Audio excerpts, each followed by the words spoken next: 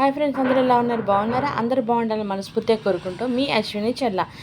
So ఇవాళ వీడియోలో చూస్తున్నారు కదా క్లిప్స్. నిజంగా అవి చూడగానే నాకు కూడా అసలు నా ఒంటి మీద ఇట్లా రోమాలు లేచాయన్నమాట. అంత బాగా అనిపించింది నాకు.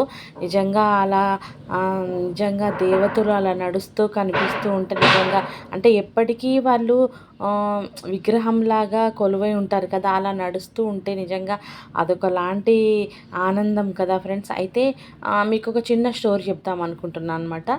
ఏంటంటే ఒక మంచి భక్తుడు ఉన్నాడంట. తను ప్రతి ఒక్క దేవుణ్ణి, ప్రతి ఒక్క దేవతని ఎప్పటికీ ఆరాధిస్తూ ఉంటాడనమాట. నిత్యం ఆరాధిస్తూ ఉంటాడంట. అలాంటిది ఒకరోజు తను శివుడి దగ్గరికి వెళ్ళి మాట్లాడుతూ ఉంటాడంట. శివయ్య, నీ ఆటలు ఇంకా చాలా అయ్యాయి, ఇంకా ఆపు. నా వల్ల కాదు ఈ బాధలు, ఈ కష్టాలు నేను భరించలేకపోతున్నా శివయ్య.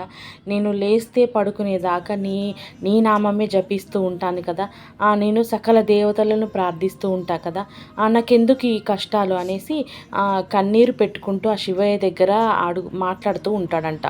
అప్పుడు శివయ్య అంటాడంట, నవ్వుతాడంట. శివయ్య నవ్వి అప్పుడు చెప్తాడంట కదా తనకి, భక్తుడికి, భక్త, నీ యొక్క ఈ పూజకి నేను నిజంగా నీ యొక్క పూజని నేను చాలా మెచ్చి తిని నీ యొక్క ఆరాధన నేను స్వీకరించాను. కాకపోతే ఏంటంటే ఈ యొక్క జన్మకి నువ్వు ఒక మంచి భక్తుడివి, కానీ నువ్వు పూర్వజన్మలో నువ్వు చేసిన పాపాలు అవన్నీ మళ్ళీ ఎన్ని జన్మలు ఎత్తినా కూడా ఆ పాపాలనేది నువ్వు ఇలాంటి కష్ట రూపంలో నువ్వు స్వీకరించాల్సిందే అని భక్త అనేసి అంటాడంట శివయ్య. అప్పుడు అంటాడంట, ఏంది శివయ్య, ఎప్పుడో పూర్వ జన్మలో నేను చేసుకున్న పాపాలకి ఈ జన్మకి నేను ఎందుకు ఇలా అంటే ఇలా ఎందుకు ఇప్పుడు నేను కష్టపడాలి శివయ్య?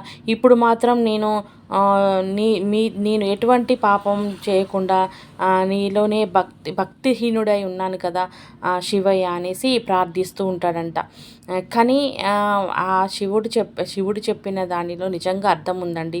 చాలామంది అనుకుంటారు, నేను దేవుడు అంటే చాలా ఇష్టం, లేస్తే పడుకునేదాకా దేవుణ్ణి ఆరాధిస్తుంటా, నిత్యం దీపారాధన చేస్తుంటా, కానీ నాకెందుకు దేవుడు ఎన్నో కష్టాలు ఇస్తూ ఉంటాడు, ఎన్నో బాధలు పెడుతుంటాడు, ఇంకెప్పుడయ్యా శివయ్య ఈ కష్టాలను తొలగిస్తావని ఏడుస్తూ ఉంటారు. కానీ శివుడు అన్నది కరెక్టే. శివుడు అన్న మాటని నిజంగా అందరం గుర్తుపెట్టుకోవాలి. మనం ఈ జన్మకి ఇన్ని బాధలు, ఇన్ని కష్టాలు అనుభవిస్తున్నామంటే పూర్వజన్మలో మనం చేసిన పాపాలు అవి ప్రతి జన్మకి తరతరాలుగా మనల్ని ఇలా ఏడిపిస్తూ ఉంటాయన్నమాట. అందుకే ఈ జన్మకే కనీసం మనం ఇప్పుడు జీవిస్తున్న ఈ జన్మకైనా మనం అలాంటి పాపాలను తొలగించి మనము నిత్యం ఆ దేవుళ్ళని ఇష్ట దైవారాధన చేసుకోవటం అనేది చాలా ప్రాముఖ్యం అన్నమాట.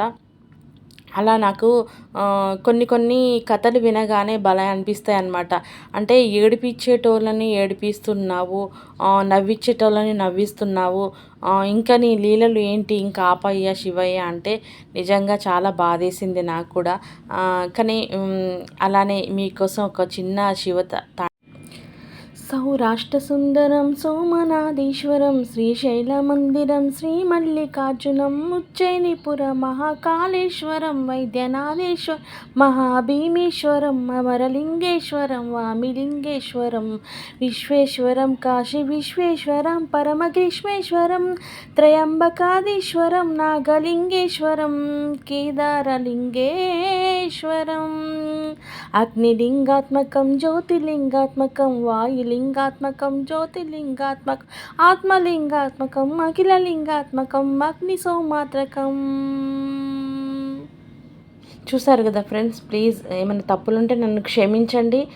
ప్లీజ్ ఈ వీడియో నచ్చితే ప్లీజ్ లైక్ చేయండి, షేర్ చేయండి, కామెంట్ చేయండి, సబ్స్క్రైబ్ మాత్రం మర్చిపోద్దు ఫ్రెండ్స్. Thanks for watching.